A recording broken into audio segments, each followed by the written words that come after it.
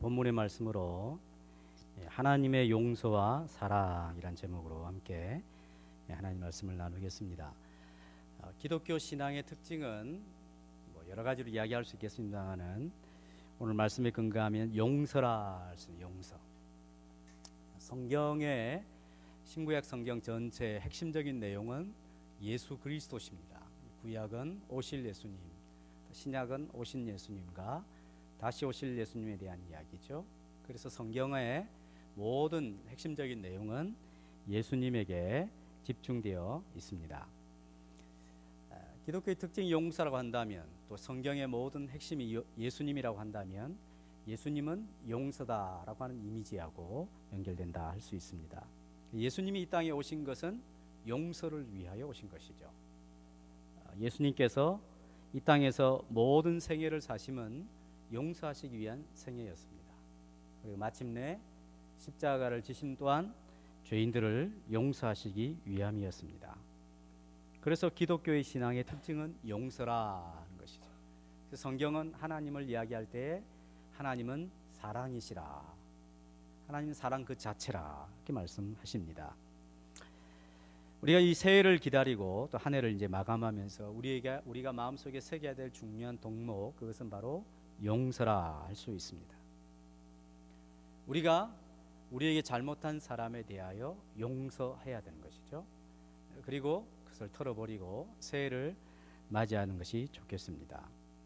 물론 우리가 살아가면서 우리에게 참으로 큰 부담을 주고 해를 끼친 사람을 생각할 때 어떻게 그런 사람을 용서하라고 할 수 있겠습니까? 그런 사람은 차라리 저 지옥 밑바닥에 가면 모를까, 또 다른 사람은 모를까, 그 사람은 안 돼요. 그렇게 말할 수 있을지도 모르겠습니다. 또 하나님 앞에서 우리 자신을 생각해 보면 어떻게 나 같은 사람을 계속 용서해 주실 수 있을까요? 용서해 주십시오, 용서해 주십시오 해놓고 반복해서 걸어놓고 또 용서를 구하면 또 용서해 줄 수 있을까요? 이런 반문은 이제 목회자로서 성도들을 만날 때마다 자주 들을 수 있는 반문이라 할 수 있습니다. 하나님은 우리의 아버지가 되시고, 아버지 되시는 하나님은 우리를 용서하시는 분이십니다. 그것이 하나님께서 우리에게 아버지가 되실 때에 하나님 스스로 자신의 존재 자체를 용서하시는 분으로 말씀해 주시고 있기 때문입니다. 하나님 우리를 전에도 용서하셨지만 지금도 여전히 우리를 용서해 주시는 분이십니다.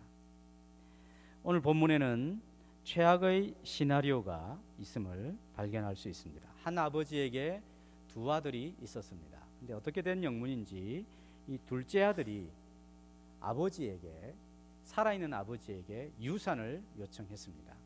물론 지금도 우리나라 형편에서 살아있을 때 유산을 분배하고 그렇게 하기도 합니다만은 이 당시의 문화에서는 그렇게 썩 좋은 요청이 아니었습니다. 부당한 요청이라 할 수 있습니다. 일반적인 경우에 아버지가 돌아가실 때 유산을 받는 것이죠. 아무튼 집요하게 요청을 했는지 어쩐지 모르겠지만 둘째 아들의 요청으로 말미암아 아버지가 허락을 해줍니다. 그런데 이 둘째 아들에게만 유산을 준 것이 아니라 첫째 아들에게도 유산을 줬다라고 이야기를 하고 있습니다. 12절에 보시면 내게 주소서 하는지라 아버지가 그 살림을 각각 나누어 주었더라 그러죠. 둘째 아들에게도 주고 장자에게도 나누어 주었습니다. 장자에게는 두 몫을 줬겠죠.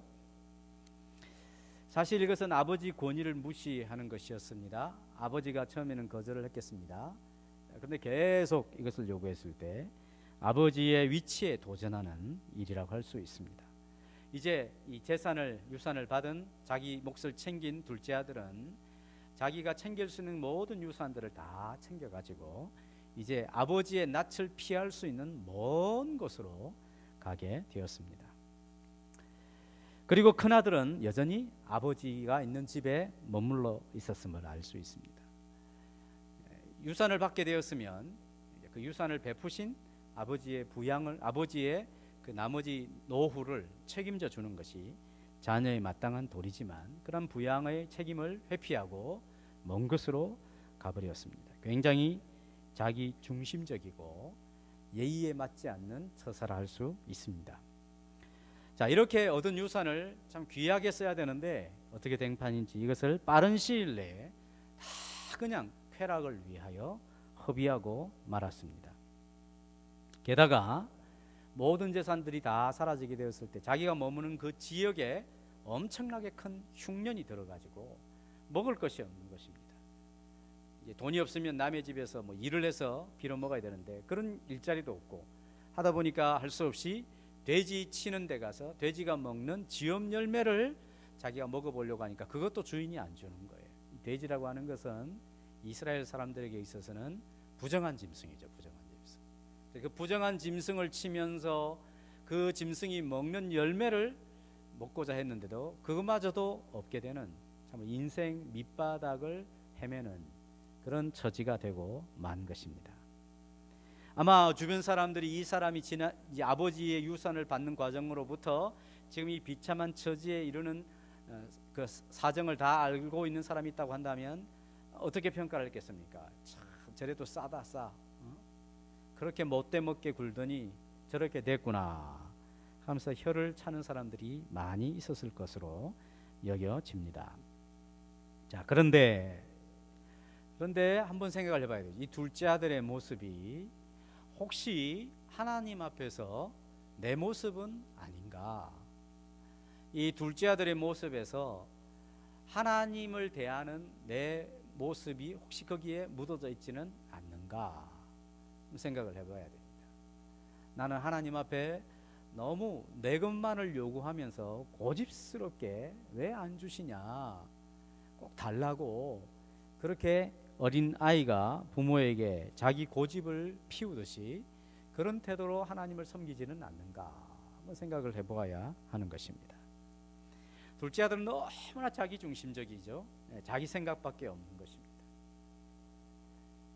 신앙생활을 할 때 하나님을 대하는 태도에 있어서 신앙이 어떨 때 안 자라나냐면 항상 자기 중심적이고 자기 생각만을 하는 이런 태도를 가지고 있으면 신앙이 자라가지를 않는 것입니다. 하나님의 일에 대해서는 전혀 관심이 없죠. 아버지가 어떤 생각을 갖고 있는지 둘째 아들이 전혀 관심이 없듯이 우리도 신앙생활하면서 내 문제가 중요하고 내게 닥친 일이 중요하지 하나님 그분이 어떤 일들을 경영해 가시기를 원하고 하나님께서 이 교회를 통하여 또 하나님께 이 세상을 어떻게 대하시기 때문에 우리가 어떻게 반응해야 되는가 이런 영적인 관심에는 관심을 기울이지 않는 혹시 우리의 모습이 있다면 둘째 아들의 모습과 비슷하다 할 수 있습니다. 하나님께서 그리스도 예수를 이 땅에 보내시고 또 하나님의 사람들을 세우시고 이렇게 하시는 것은 이 세상을 섬기고 또 세상을 위하여 헌신하며 희생하기 위하여 하나님의 뜻을 이루기 위하는 하나님의 뜻이 있는 것입니다.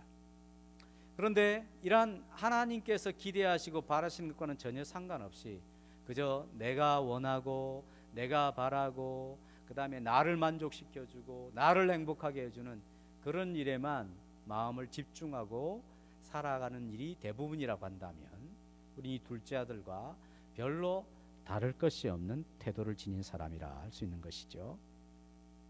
우리 주일마다 대표 기도하는 사람이 저를 포함해서 다 공통적으로 기도합니다. 지난 한 주간 동안에 하나님의 은혜로 살았지만 하나님 이런 잘못을 범했습니다. 그 잘못이라고 하는 게 대부분 다 뻔하죠. 뭐 반복된 우리가 뭐 누구를 죽이겠어요, 누구의 것을 도둑질하겠어요, 뭐 누구에게 엄청나게 피해를 주겠어요. 그런 거 아니죠. 대부분 하나님의 주권됨과 그분이 원하시고 바라시는 하나님의 중심적인 그런 뜻이 있는데 그것에 반해서 너무 우리 중심적으로 개인적으로 이기적으로 나만을 생각하며 내 고집만을 피우는 이런 잘못에 대한 고백이죠. 그런 것이 늘 있습니다. 이것이 바로 둘째 아들 안에 있는 우리의 모습이라 할 수 있는 것이죠. 죄라고 하는 것은 이 둘째 아들처럼 죄가 얼마나 고통을 주는가 하는 것을 알 수 있습니다. 아버지의 면전을 떠나 면전을 떠나는 것은 이제 아버지의 간섭과 통제를 안 받는 것이죠. 자기 멋대로 하겠다는 것입니다. 부모님이 외출한다 그랬을 때 아이들은 대부분 좋아합니다. 안 좋아하는 아이들이 없습니다. 왜 그렇습니까? 이제 이 부모의 통제와 이 눈이 없기 때문에 마음대로 할 수 있단 말이죠. 이 둘째 아들은 아버지의 품을 떠났어요. 아버지의 면전을 떠났어요. 얼굴을 떠났어요. 그리고 나서 자기 마음대로 하죠. 그랬을 때 그에게 닥친 현실에 큰 고통과 아픔이 있는 것이죠. 그래서 마치 하나님을 무시하고 하나님을 떠나버린 인생들이 이 땅에서 얼마나 비참하게 사는가 하는 것을 보여주는 것이죠. 죄가 얼마나 우리에게 큰 고통과 아픔을 주는가, 얼마나 우리를 비참하게 만들어버린가. 아버지의 품에 있을 때는 아들의 자유권을 가지고 얼마든지 존귀한 그런 모습으로 살아갈 수 있었는데, 아버지를 떠나게 되었을 때 자기 마음대로 할 수 있다고 생각하는데, 그 결과로 참으로 돼지보다도 못한 비천한 처지로 전락하고만 그런 죄의 고통을 이야기하는 것입니다. 자, 이때 이 둘째 아들에게 있어서 참으로 중요한 전환이 일어나는데, 그것은 바로 17절에 있는 내용이라 할 수 있습니다. 17절에 보시면 이에 스스로 어떻게 한다고요? 돌이켜. 이 말은 제정신이 들었다 이 말. 제정신이 스스로 돌이키게 됐다. 이제 제정신이 들었다. 어떤 제정신이 들었냐면, 야, 내가 이 아버지 집을 생각해 보니까 아버지 집에 있는 일꾼들보다도 못하구나. 그러니까 내가 아버지께 돌아가서 내가 하늘과 아버지께 죄를 지었는데 이제 아버지의 아들이라 어떻게 내가 불리겠습니까? 아버지의 품꾼들, 일꾼들처럼 저를 받아주십시오. 그러면 내가 먹고 살지는 않겠는가. 그런 정신이 들었어요. 제정신이 든 것이죠. 이것을 신앙에서는 각성이라. 각성, 깨어남이라고 하죠. 깨어남. 이것이 중요한 것이죠. 이런 각성이 있을 때 이제 아버지께로 돌아가는 놀라운 일이 일어나게 되는 것입니다. 우리가 신앙생활하면서 범죄하지 않고 신앙생활하는 사람이 어디 있겠습니까? 우리는 다 죄를 범하며 신앙생활하는 사람들. 그래서 늘 하나님의 용서가 필요한 사람이죠. 범죄하지 않는 인생은 있을 수가 없습니다. 근데 중요한 것은 범죄했을 때 깨달음이죠. 깨달음. 죄가 주는 고통이 이런 것이구나. 내가 아버지께로 돌아가야 되겠구나. 이런 영적 깨달음이 굉장히 중요한 것입니다. 잠언에서는 의인은 7번 넘어질지라도 다시 일어난다, 그렇게 표현하죠. 한 번도 안 넘어지는 사람이 의인이 아닙니다. 그런 사람은, 그렇게 표현하는 사람은 가까이 하면 안 되는 사람입니다. 굉장히 자기는 의롭고 막 그런 사람은 멀리 있어야 괜찮은 사람, 이렇게 생각하시면 좋겠습니다. 그런 사람과 교제하지 마시기 바랍니다. 의인은 넘어질 수 있다는 거예요. 그러나 다시 일어나야 되는 줄을 깨닫는 사람이죠. 그래, 나는 그렇게 잘못할 수 있구나. 내가 다시 일어나서 아버지께로 돌아가야지. 이런 의식을 갖는 사람이 의인이라 하는 것입니다. 그래서 우리 늘 그럴 때마다 나는 하나님이 필요하구나. 나는 예수 그리스도가 필요하구나. 이것을 아는 사람이 하나님 앞에서 복을 누릴 수 있는 사람이죠. 그래서 이제 드디어 아버지께로 돌아가게 됩니다. 아버지는 아들이 집으로 오고 있는 것을 보았어요. 저 멀리서 봤습니다. 먼 곳에서 봤다 그랬습니다. 다른 사람은 알아차릴 수 없었어요. 왜냐하면 신원을 확인할 수 없는 먼 거리였기 때문에. 그러나 아버지는 알았어요. 내 아들이구나. 그래서 얼마나 많이 달려갔는지 모르겠지만 힘껏 달려가서 그를 껴안고 입을 맞췄다 그랬습니다. 아버지 만나기 위해서 새 옷 입은 것도 아니고 목욕탕에 가서 목욕하고 온 것도 아닙니다. 그냥 있는 상태로 그대로, 그리고 먼 길을 왔으니 더 남루하고 더 냄새나는 처지로 왔을 것입니다. 근데 아버지가 그런 것은 전혀 아랑곳하지 않고 힘껏 안으며 아들을 입을 맞추며 아들로 맞아 주었습니다.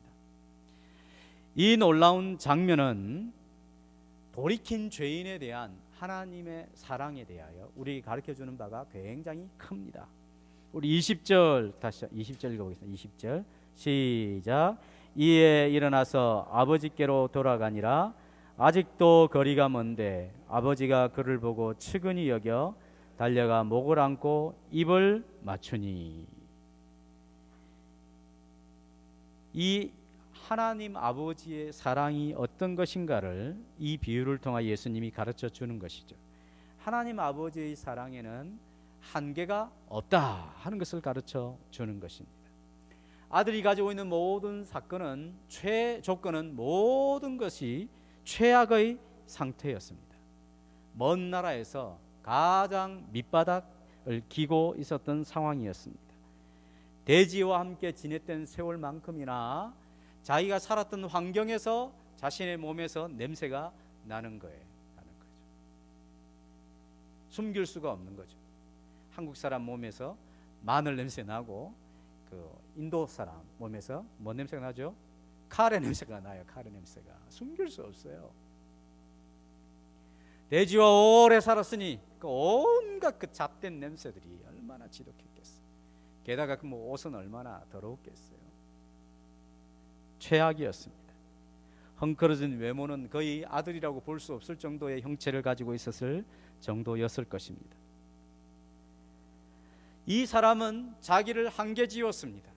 나는 이제 하늘과 아버지께 죄를 지었기 때문에 아버지의 아들이라 불리는 것을 감당하지 못할 것이다 라고 딱 선을 긋는 거예요. 그런 상태로 아버지께로 가는 것이죠. 우리가 하나님에 대하여 생각할 때 이 하나님의 사랑이 무한하시다, 하나님의 크신 사랑 무한하시다 이렇게 했을 때, 그렇게 말로 표현하는 것과 실제적으로 내가 죄를 범했을 때에 죄가 나를 압박하는 것을 넘어서서 하나님의 사랑은 이것보다 더 크시다 이렇게 믿고 하나님께로 덥석 달려가는 것은 굉장히 다른 것이죠. 하나님의 사랑에는 한계가 없습니다. 사람들이 지어주는 자기 스스로 선을 긋는 한계들이 있죠. 근데 하나님의 사랑에는 그런 사람이 그어버린, 사람이 정해놓은 한계는 없는 것입니다. 사람은 자기가 한계를 딱 이렇게 그어놓아버리기 때문에 하나님께 담대히 나아가는 데 있어서 제한이 많습니다. 하나님의 사랑도 자기가 생각하는 크기로 정해버려서 이런 것은 되고 이런 것은 안 될 것이다 이렇게 생각을 해버리는 것이죠. 막대한 양의 재산을 탕진한 세월, 굶주림에 고통받았던 기간들, 일자리를 얻어서 비참한 생활을 연명하던 모든 기간은 아버지에게 하나도 문제될 것이 없었습니다. 네가 좀 더 목욕을 좀 하고 오지, 옷이라도 하나 제대로 입고 오지, 머리라도 좀 미용실 좀 갔다 와서 좀 어떻게 하고 오지, 빚이라도 좀 갖고 오지, 뭐 선물이라도 하나 붙들고 오지, 이런 조건을 달지 않습니다. 그냥 그 아들 자체를 다 받아주는 것입니다. 그 아들 스스로 가지고 있는 한계나 주변의 사람들이 어떤 나쁜 평가를 가지고 선을 그어놓는 한계, 이런 것은 아버지에게 전혀 문제될 것이 없는 것이죠. 아버지는 오래 참고 기다리시며 돌아왔을 때에 그 아들을 맞아서 어떻게 할 계획을 다 준비를 해놓으신 거예요. 아버지의 품이나 체면은 문제될 것이 없습니다. 모든 위험과 채신들은 다 내팽개치고 힘껏 달려가서 아들을 껴안고 아들의 입을 맞추며 아들을 다 그 있는 모습 그대로 용납해주는 하나님 아버지의 사랑인 것입니다. 하나님께서는 무엇보다도 더 간절하게 원하는 것은 우리가 하나님과 관계가 회복이 되고 또 하나님과의 교제 자리로 나아가는 것을 하나님이 원하십니다. 그래서 거기에 대하여 조바심을 내고 기다리고 계시는 것이죠. 하나님은 우리에 대한 그 아버지의 사랑에 대한 한계를 끊어놓지 않으십니다. 또한 이 아버지의 사랑은 그 아들 자신에게 있습니다. 이 둘째 아들은 뭐가 자기가 관심이냐면 자기의 죄에 대한 초점이에요. 그게 자기 관심이죠. 내가 하나님과 아버지께 죄를 얻었으니 그 죄로 말미암아 아버지가 나를 아들이라 하는 것을 내가 이제 받아들이기가 어렵습니다. 그러니까 나를 품꾼의 하나처럼 써주십시오. 둘째 아들의 초점은 죄였습니다. 근데 아버지의 초점은 죄가 아니었습니다. 아버지의 초점은 죄인인 아들 자신에게 있었다는 것을 알 수 있습니다. 22절 23절 우리 같이 한번 읽어보겠습니다. 22절에서 23절 시작. 아버지는 종들에게 이르되 제일 좋은 옷을 내어다가 입히고 손에 가락지를 끼우고 발에 신을 신기라. 그리고 살진 송아지를 끌어다가 잡으라. 우리가 먹고 즐기자. 아들이 내가 아버지와 하나님께 하늘에 죄를 지어서 이렇습니다 했을 때 거기에 대하여 아버지가 전혀 반응하지 않습니다. 그냥 아버지가 준비하신 것을 다 이야기하며 종들에게 이야기하는 것이죠. 아버지로서는 오로지 한 생각밖에 없는 것입니다. 그것이 뭐냐면 24절이지. 24절은 굉장히 감격적인 아버지의 고백인데 우리도 감격적으로 한번 읽어보겠습니다. 시작. 이 내 아들은 죽었다가 다시 살아났으며 내가 잃었다가 다시 얻었노라니 그들이 즐거워하더라. 죽었다가 다시 살아났으며 잃었다가 다시 얻은 아들이다 하는 것이죠. 그 아들이 무슨 출세를 해가지고 모든 사람들이 부러워할 만한 지위를 갖고 온 것도 아니었고 사업을 해서 돈을 많이 벌어와서 남들이 부러워할 만한 재산을 가지고 온 사람도 아니었습니다. 그냥 행색이 남루한 아들에 지나지 않았습니다. 그럼에도 이전보다도 못한 아들이지만 이전보다도 전혀 형편이 참 불행한 아들이지만 아버지는 그 아들을 자체를 너무너무 기쁘고 즐겁게 받아들이는 것이죠. 하나님께서는 우리의 죄를 해결해 주셨습니다. 그래서 더 이상 죄는 하나님의 관심이 아니십니다. 하나님의 관심의 대상은 내가 하나님께 돌아가기만 하면 하나님께서 나를 즉시 받아주신다는 것입니다. 돈을 달지 않습니다. 네가 좀 더 목욕을 하고 와야 되겠다. 돈을 좀 벌어서 그 만회를 좀 하고 와야겠다. 지위가 좀 더 높아져야 되겠다. 야, 하나님 나하고 네가 내가 아들이라고 한다면 내 체면에 맞는 아들이 되어야 되지. 이런 조건을 다시지 않습니다.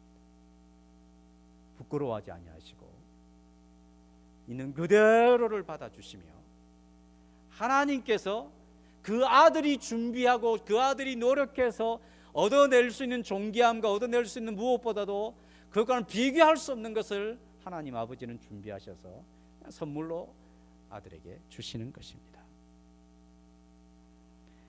당신이 무엇을 했든 간에 얼마나 오랫동안 죄를 범했든 간에 그런 것은 전혀 관심거리가 되지 않습니다. 하나님은 우리의 과거를 묻지 않으십니다. 절에도 과거를 묻지 않습니다. 절에는 과거를 묻지 않습니다. 그게 불문율입니다. 과거 묻는 것은 옛날에 뭐 하셨어요? 이것은 절에서는 그 묻는 이야기가 아니죠. 우린 그런 거 많이 묻죠. 옛날에 뭐 하셨어요?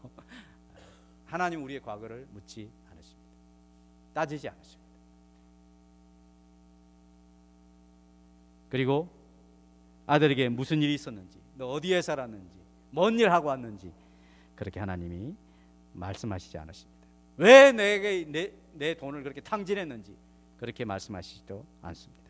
돌아오면 오직 그것만이 중요하고 과거를 묻지 않으시고 있는 그대로 용납하시되 아들이 준비할 수 있는 것이 아니라 하나님께서 준비하시는 것으로 선물로 그냥 주시는 것입니다.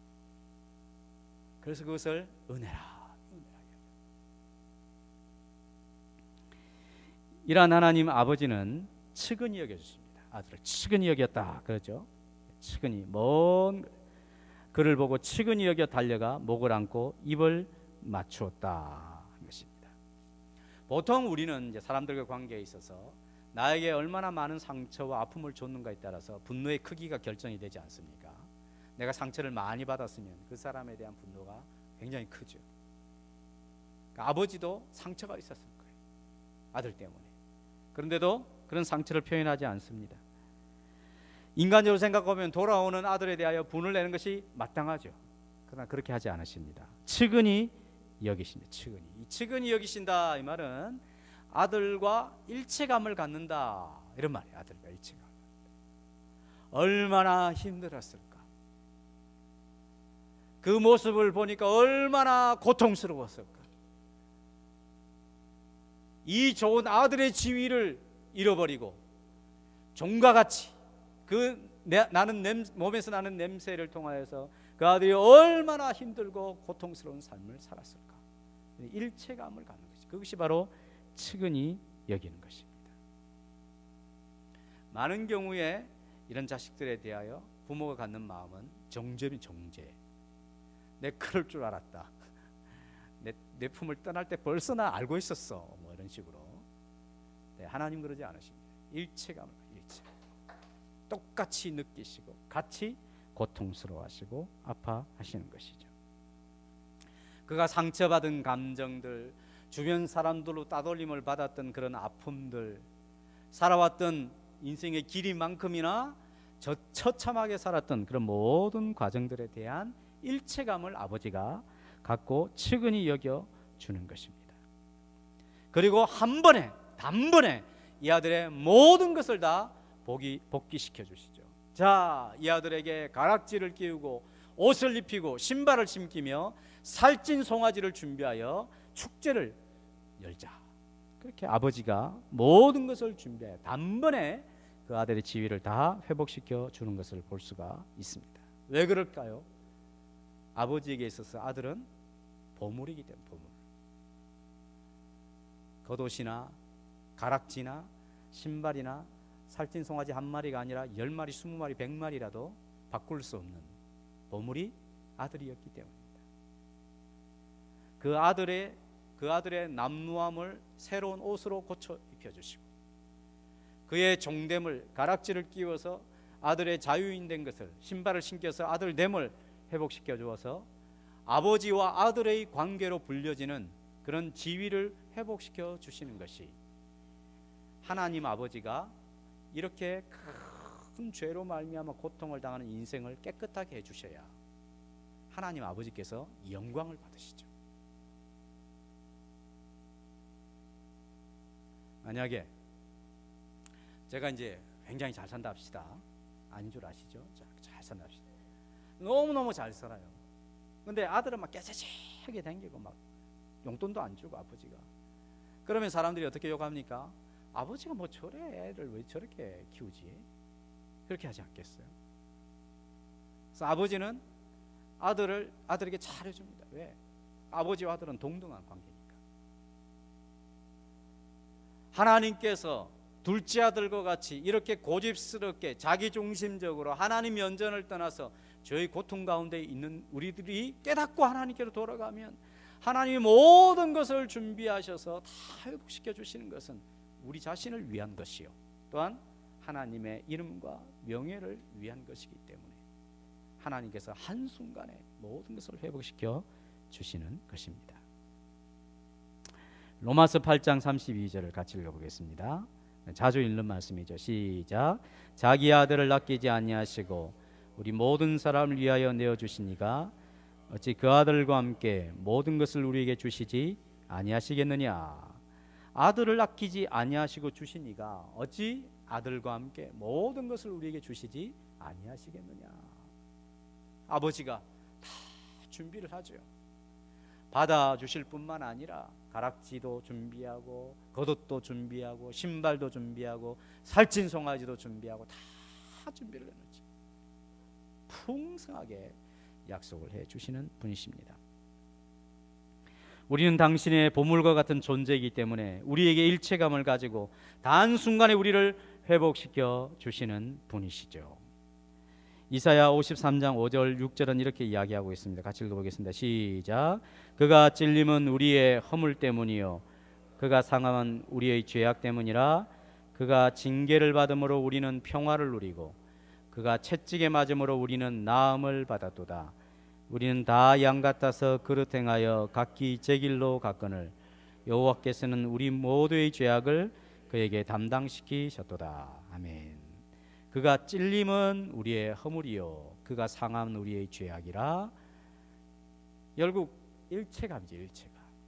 예수께서 이 땅에 오셔서 우리의 허물 때문에 대신 찔리시고 우리의 죄악 때문에 예수님이 상하시고 우리가 징계를 받아야 되는데 예수님이 징계를 받으시고 우리가 채찍에 맞아야 되는데 예수님이 채찍에 맞으신다.